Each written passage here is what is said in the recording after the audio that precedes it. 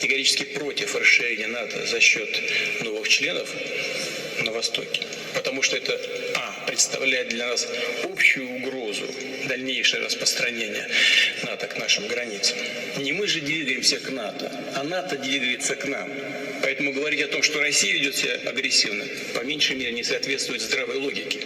Мы, что ли, пришли на границу куда-то? К нам же подошла инфраструктура НАТО. По сути, на наших исторических территориях. That they would not implement the Minsk agreements. И объявили о том, что не будут исполнять Минских соглашений. And at the same time, Активно продолжали работу над созданием, they actively continued to work on creating an anti-Russian platform in the territory который называется. that is called today Ukraine. They just started creating such an enclave. They lied to us 10 times in a row about not expanding NATO. President Putin actually sent a draft treaty that he wanted NATO to sign to promise no more NATO enlargement. That was what he sent us. And that was a precondition for not invade Ukraine. Of course, we didn't sign that.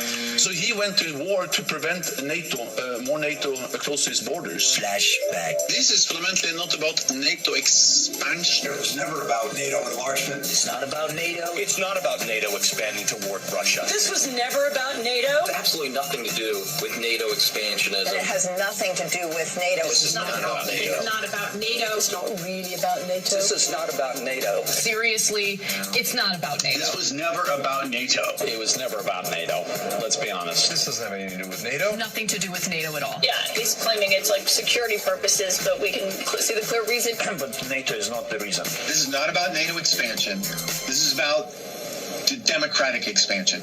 Ukraine bans religious organizations. We are protecting democracy right now. Ukraine is banning political parties. Because it's a democracy. Ukraine restricts books and music. It's about democracy. Ukraine won't hold elections. It's about democracy. And it's not about NATO expansion. This war in Ukraine is not about NATO. It's not about NATO. It's not about NATO. It has nothing to do with NATO. Nothing to do with NATO expansion. It's not about NATO expansion. Nothing to do with NATO. It isn't really about NATO. It's not about NATO. It's not about NATO enlargement. In fact, it has nothing to do with NATO. It's not about NATO encroaching. It's not about NATO. NATO is just as a fictitious, imaginary adversary for Mr. Putin and for Russia. It was never about NATO. That's not what it's been about. It's been about him trying to expand his sphere of influence. Hang on, I mean, the two are not mutually exclusive. Obviously, Russia has wished for a sphere of influence over Ukraine, but if the West had not challenged Russian interests so directly, I think that there was a chance to avoid this war.